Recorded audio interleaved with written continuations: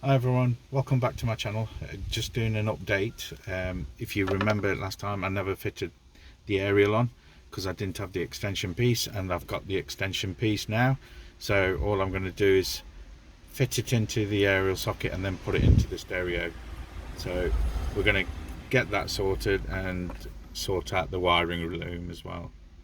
So what I'm going to do with the wiring loom is put some tesa tape on so it looks like a standard factory wiring loom. So I'll do that off camera and then I'll show you after. Right, I've done all the wrapped them, even the existing harness harness. I've wrapped that up just to tidy it up. I've done the wiring loom for the stereo. So there's your camera. If you remember, there was a red lead and a black lead, so I've done it all in one. So now that looks neat. Now we're just going to fit this adapter on like so. So that's on. So all we're going to do is put the stereo back in and see if it all works.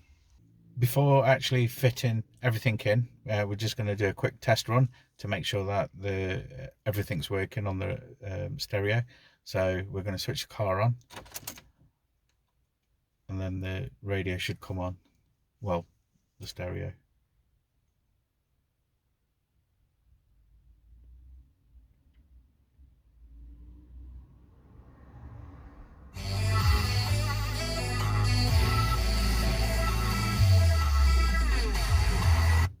And there we have it, the radio's working there.